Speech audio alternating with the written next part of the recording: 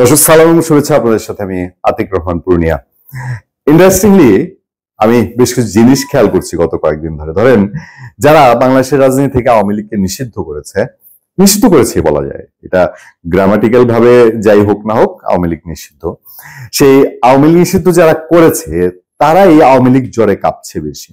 এবং আমার ধারণা, যতদিন পর্যন্ত আবারও কোন একটা নিকুজিশন হোক আর আওয়ামী লীগের শক্তির কারণে হোক আওয়ামী লীগ দেশে ফিরে না আসবে, ততদিন পর্যন্ত যারা আওয়ামী লীগ নিষিদ্ধ করেছে তারা দু চার রাত কি শান্তিতে ঘুমাতে পারবে কিনা, এটা নিয়ে আমার মধ্যে একটা প্রশ্ন জেগেছে। অবস্থা দৃষ্টি মনে হচ্ছে যে আওয়ামী লীগের এই যে 1, 2, 3, 4, 5 কোটি সমর্থক যাই বলা হয় না কেন, যারা যেরকম ভাবে হিসাব করেন, তাদের মধ্যে অত একটা টেনশন নেই। তারা মনে করে আওয়ামী লীগ ছাড়া নির্বাচন কেমনে করবে, আওয়ামী লীগ তো ফিরে আসবে, আজকে না হোক 5 বছর পরে আসবে, 10 বছর পরে আসবে, 20 বছর পরে আসবে, নিচ্ছিন্ন হয়তো হবে না। এটা তাদের ধারণা, আপনি মাঠে ঘাটে কথা বললে বুঝবেন। কিন্তু যারা নিষিদ্ধটা করেছে এরা প্রতি রাতেই ঘুমাতে গেলেই মনে হয় বোধহয় যে আজকে ওই ত্রিপুরার এই বর্ডার দিয়ে ঢুকলো, না আজকে গাইবান্ধা দিয়ে ঢুকলো, নাকি আজকে ফুরুত করে ঢাকার ম্যানহোল থেকে বের হলো। মানে এরকম একটা তটস্থ কাহিনীর মধ্যে। এবং এই সিচুয়েশনটা, নির্বাচন যত ঘনিয়ে আসছে, নির্বাচন যত সামনে আসছে, এই সিচুয়েশনটা দিনকে দিন যে গাঢ় হচ্ছে আপনারা একটু খেয়াল করে দেখবেন। প্রথমে আপনাদেরকে বলি, আন্তর্জাতিক সম্প্রদায় অনেকে বলেন যে ন্যাশনাল এবং ইন্টারন্যাশনাল প্রেসার, ইনক্লুসিভ নির্বাচন।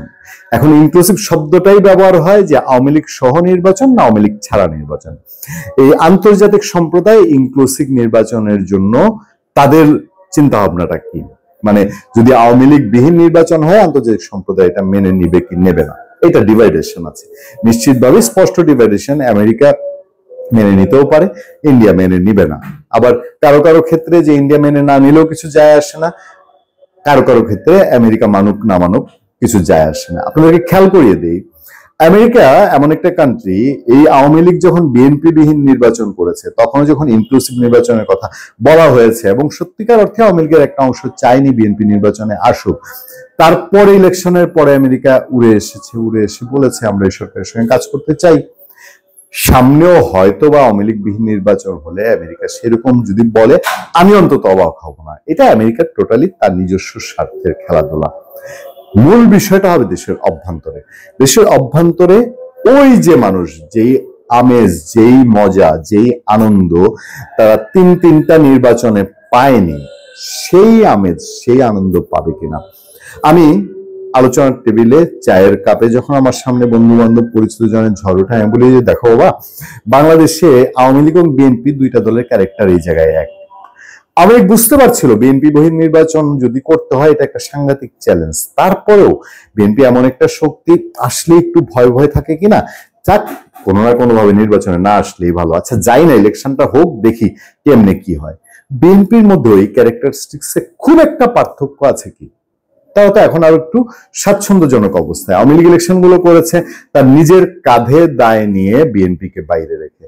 এবার যে ইলেকশনটা হবে সেই ইলেকশনটায় বিএনপি তার কিছু করতে হচ্ছে না, ডক্টর ইউনূস সরকার করে দিচ্ছে। আওয়ামী লীগ যদি বাইরে থাকে বিএনপি বলবে আমরা তো কিছু করিনি, আগে অন্তর্বর্তী সরকার নিষিদ্ধ করেছে, তারা সময় আওয়ামী লীগ ইলেকশনে আসেনি, আমরা কি করব, আমরা নির্বাচনমুখী দল। কিন্তু ওই যে মোটা দাগে দেশের মানুষের মধ্যে সেই আনন্দ উচ্ছ্বাসের যে নির্বাচনের ঘাটতি গত 3 নির্বাচনে, ধরেন আমি সবসময় বলি যে একেবারে স্পষ্ট স্বীকার করি, আমি গত 3 নির্বাচনে ভোট দেইনি। কারণ বলতে পলিটিক্যাল কারণ না, আমি বলেছি যে এক নির্বাচনে আমি পেশাগত দায়িত্ব পালনে খুলনায় ছিলাম, আমি ঢাকার ভোটার। পরের নির্বাচনে আমি চিকিৎসাধীন ছিলাম, তারপরে নির্বাচনে আমি সারাদিন ঘরে ঘুমাইছি, ঢাকার ভোটার হলাম, ভোট কেন্দ্রে যাইনি, আমি কোনো আগ্রহ বোধ করিনি। আগামী নির্বাচনে যে আমি ভোট কেন্দ্রে যেতে আগ্রহ বোধ করব বা আমি যে ঘরে ঘুমাবো না, এটা নিশ্চয়তা আপনি কি দিবেন? এটা নিশ্চয়তা পাচ্ছি না বলেই প্রশ্ন তুলছি যে সেই নির্বাচনের আবহাওয়াটা, এটা আওয়ামী লীগকে আওয়ামী লীগ না, বিষয়টা হচ্ছে আমরা যে আনন্দ উৎসব, দেশের ধরেন 4-5 কোটি লোক আওয়ামী লীগ, এটা বাদ দিলাম, 1 কোটি মানুষও যদি নির্বাচনের আগ্রহ থেকে বাইরে থাকে অবস্থাটা কি হবে। সম্প্রতি আপনারা দেখছেন যে বিভিন্ন টক শো ভাইরাল হচ্ছে, সেসব টক শোতে একটা কথাই তোলা হচ্ছে, কেউ কেউ দাবি করছে সরকারের যারা লোকজন, সরকারের যারা সমর্থক, হ্যাঁ আওয়ামী লীগ নিষিদ্ধ না, আওয়ামী লীগ স্বতন্ত্র ইলেকশন করুক। আবার অন্যরা বলছেন যে স্বতন্ত্র ইলেকশন করলেও তো আওয়ামী লীগ লোকজন ইলেকশন করতে দিবে না।